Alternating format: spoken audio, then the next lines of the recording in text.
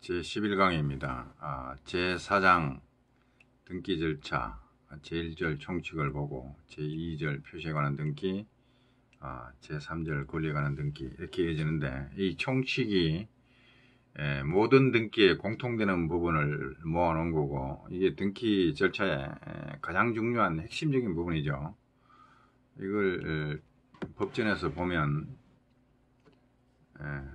제4장 등기 절차의 제1절이 총칙입니다. 여기 중요사항이 공통되고 기본적인 사항이 여기 다 들어있습니다. 22조 신청주의부터 해가지고 여기 33조까지, 이까지가 가장 핵심적인 내용들이고 공통사항이죠. 공통사항, 등기 신청 내지 등기 절차에 공통되는 사항을 여기 다 모아놓은 거고, 그 다음에 이제 2절부터 강론으로 들어가는 겁니다. 표시에 관한 등기가 어떻고, 표시에 관한 등기, 건물 표시에 관한 등기, 특징들을 규정해 놓은 거죠. 그 다음에 3절은 권리에 관한 등기, 권리에 관한 등기도 역시 또 권리에 관한 등기에 공통되는 사항을 여기에 일관 통칙에 다 모아놓고, 그게 끝나면 이제 각 강론에 들어가지고 소유권 등기가 어떻고, 영위권 등기가 어떻고, 담보권 등기가 어떻고, 이런 식으로 규정해 나갑니다. 신탁에 관한 등기.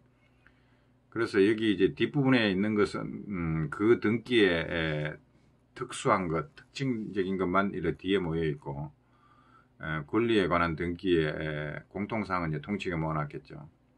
근데 그러면 권리에 관한 등기, 건물의 표시에 관한 등기, 토지의 표시에 관한 등기로 나누어진다고 할 때, 이 세 가지 등기에 또한 공통되는 것이 여기에 등기 절차 총칙에 다 있다, 이렇게 보면 됩니다. 자, 그렇게 해서 이걸 살펴보는데, 이 부분이 중요하기 때문에 조문은 그렇게 많지 않다 하더라도 하나씩 생각해 볼 필요가 있습니다. 등기의 원칙이 다 여기 있다, 이렇게 보면 되죠. 자, 제22조 신청주의입니다. 신청주의란 말은 등기를 국가기관이 알아서 해준다 그런 게 아니라 당사자가 신청하라는 겁니다.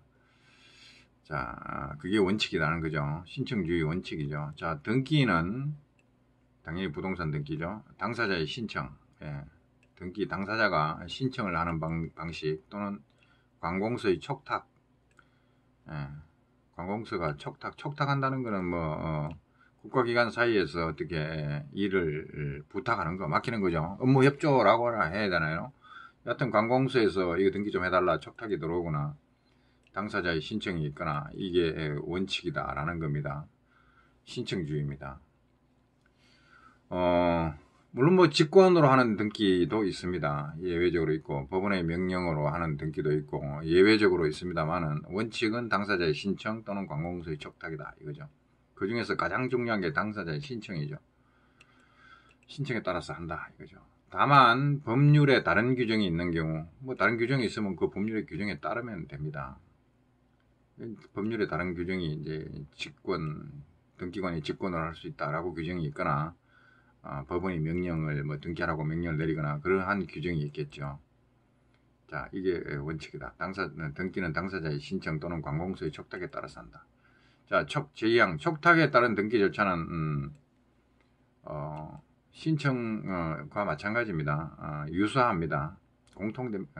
조금 차이는 있지만 대동소이합니다.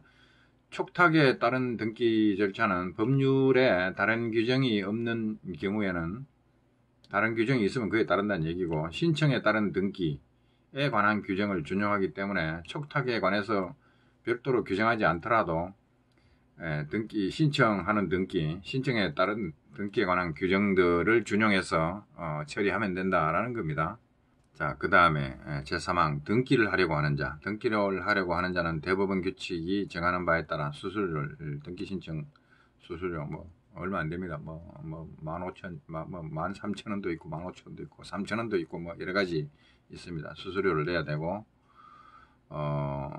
이제 23조. 자, 23조를 보는데, 등기가 신청주의 원칙인데, 그러면 등기 신청인은 어떻게 되냐, 이게 규정이 많습니다. 일단 8항까지가 나오는데, 이 부분을 하나씩 음미해 볼 필요가 있습니다. 23조 1항이 가장 중요한 규정이죠. 등기는 법률에 다른 규정이 없는 경우에는, 다른 규정이 있으면 그에 따르고, 다른 규정이 없다고 하면은 등기 권리자와 등기 권리자가 있고 등기 의무자가 있고 이 두 사람이 등기 권리자 측 여러 사람일 수도 있고 등기 의무자가 여러 사람인 경우도 있습니다. 여하튼 등기 권리자가 있고 등기 의무자가 있어가지고 공동으로 신청입니다. 공동신청주의라고 합니다. 공동신청주의 원칙입니다. 등기는 등기 권리자와 등기 신청은 등기 권리자와 등기 의무자가 공동으로 신청하는 공동신청주의가 원칙이다라는 게 23조 1항에서 밝혀지고 있습니다. 법률에 다른 규정이 단독 신청할 수 있다 이렇게 규정이 있으면 그런 경우에는 단독 신청이 가능하다 이거죠. 단독으로 신청 가능한 게 이제 2항부터 쫙 여기까지 8항까지 나옵니다. 1항이 원칙인데 예외적인 단독 신청이 가능한 경우가 2항부터 나온다 이거죠. 자, 그러면 이 조문에서 챙길 게 이제 등기 권리자와 등기 의무자인데 등기 권리자는 뭐고 등기 의무자가 뭔가 이 개념을 좀 알아보고 가야 됩니다. 이 개념은 뭐 등기법에는 정의를 해놓은 바가 없고 판례가 이를 밝혀주는 거 있어가지고 판례를 한번 읽어봅니다. 이 판례인데 판례는 이 조문에 있는 게 아니고 제가 찾아온 겁니다. 자, 부동산에 관한 등기는 법률에 다른 규정이 없는 한 등기 권리자와 등기 의무자의 신청에 관한 것인 바. 이거 우리 방금 조문에서 확인했죠. 여기서 위 등기 의무자라 하면 등기 의무자의 개념이 나옵니다. 판례가 이제 설명을 해주는 거죠. 등기부 상의 형식상 지금으로는 등기 기록상에 이렇게 표현하는 게 이제 현행법에서는 맞겠죠. 과거에는 등기부라고 불렀고 등기 기록의 형식상입니다. 실제로 어떤가가 문제가 아니라 형식을 봐가지고 등기 기록에 뭔가 적혀있는 그 형식을 본다는 겁니다. 형식상 신청하는 그 등기, 무언가 등기를 신청할 거 아닙니까? 그게 소유권 이전 등기가 됐건 저당권 설정 등기가 됐건 간에 뭔가 등기를 신청할 거 아니냐 이거죠. 신청하는 그 등기에 의하여 그 등기를 하고 나면 권리를 상실. 근데 이런 경우입니다. 소유권 이전 등기를 하고 나면은 소유권을 넘겨준 자가 권리를 상실하고 예를 들어서 매매를 통해서 매도인이 이 소유권 이전 등기를 매수인에게 해줘버리면 매수인은 권리를 취득하는 거고 매도인은 권리를 자기 소유권을 넘겨주고 상실합니다.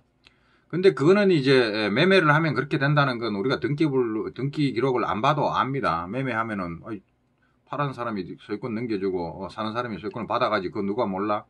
그런 식으로 파악을 하는 게 아니라 등기 기록을 보고 판단한다 이겁니다.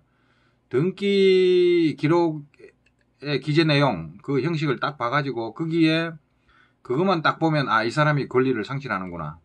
그 다음에 기타 불이익 이 사람이 지금 불이익을 받네. 이것이 등기 기록상의 등기 기재 내용에 따라서 딱 보면 판단이 돼야 됩니다. 그게 등기 의무자다 이거죠. 이거를 그러니까 이게 절차법상으로 등기법 절차법상으로 판단을 하는 겁니다.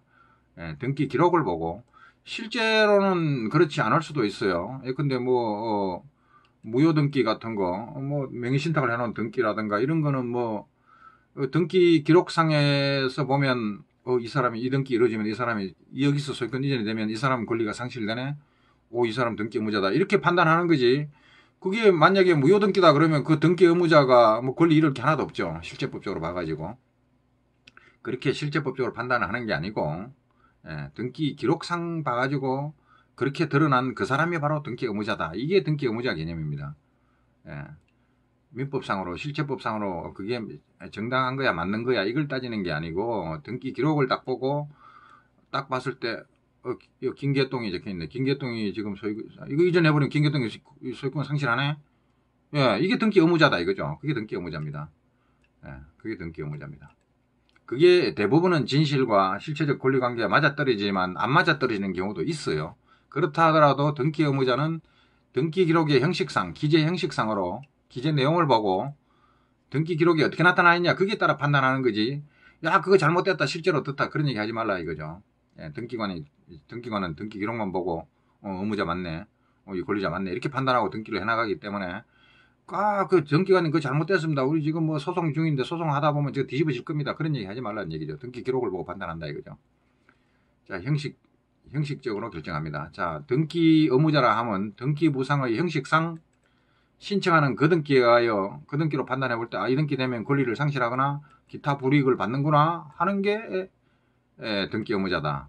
등기 명의인이거나 등기 명의를 올리는 사람이 등기 명의인이고, 등기 명의라는 개념은 등기 의무자는 등기 권리자가 상대편에 있을 때 등기 권리자에 대응되는 개념이 의무자가 나오면 권리자가 상대편에 있다는 것을 전제하는 것이고, 등기 명의인은 당신 이름이 거기 올라가 있냐 아니냐를 따지기 때문에 단독으로 판단되는 겁니다. 등기 기록에 당신 이름 있어? 내 이름 있어요. 그럼 당신 등기 명의인이네. 이렇게 되는 거죠. 근데 등기 의무자는 등기 권리자를 전제하는 겁니다. 누군가 권리를 얻어갑니다. 자, 그래서 등기 명의인이거나 거의 포괄성계인, 상속인 등 이런 사람이 포괄성계인이죠. 자, 등기 의무자 개념이 이렇게 정리가 되면은 등기 의무자가 등기부상 형식상 신청하는 그 등기하에 권리를 상실하거나 기타 불이익을 받는 자가 등기 의무자다. 이렇게 되면 등기 권리자는 이걸 그대로 뒤집어 놓으면 됩니다.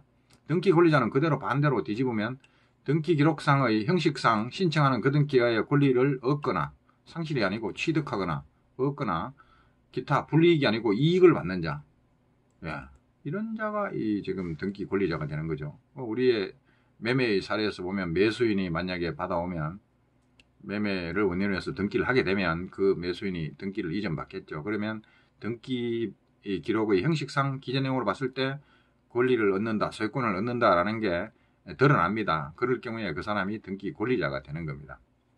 등기 권리자고. 자, 이렇게 이제 개념을 보고,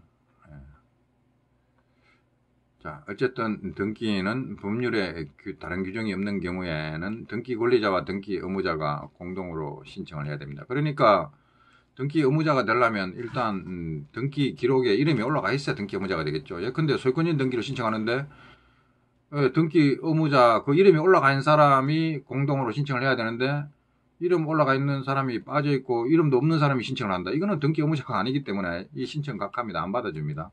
그렇게 하면 안 됩니다. 자, 등기 권리자와 등기 의무자가 공동으로 신청하는 공동신청주의가 1항에서 원칙이다. 이게 원칙인데 이제 2항부터 예외가 쫙 나옵니다. 예외는 다음 동영상에서 봅시다.